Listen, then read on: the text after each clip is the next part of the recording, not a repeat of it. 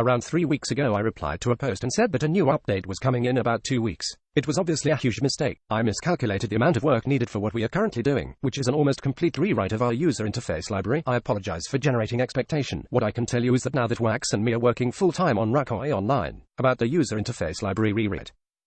When I started this project I didn't expect the game to get this popular, nor did I knew that 2 years later I will be still working on it. So I didn't plan correctly how much stuff I will be adding to the game, and as a result I didn't take care much of how well written the user interface code was.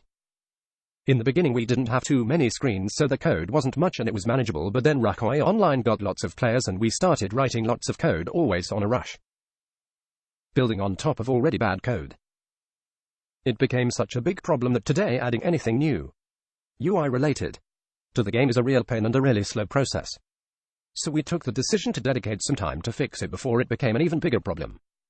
We are almost finished with the rewrite, just one more screen left, but unfortunately it did take us 2 weeks more than what we anticipated. Over 8,000 lines of code have been changed.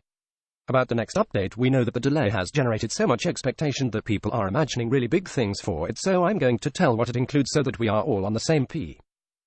Also, people rumoring on chat doesn't help. Please take everything with a grain of salt unless you hear it from us or me.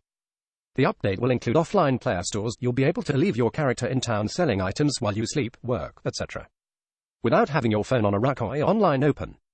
Also, it will include new areas with existing monsters, with an increased density of monsters that will only be accessible by groups of 3 or more players.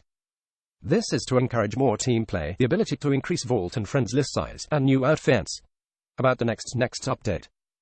The update after offline player stores, to be clear, as we mentioned before, it will be the inclusion of the first version of guilds, but before your imagination runs wild, this is what it will include. Creation and management of guilds on a website, and a guild chat and visible guild names in-game. We have seen your suggestions for guild wars, guild halls, etc. And we appreciate them, but unfortunately that is currently out of scope and won't be included with the first version of guilds. Before complaining, just take a couple minutes to consider the amount of work needed for guild management.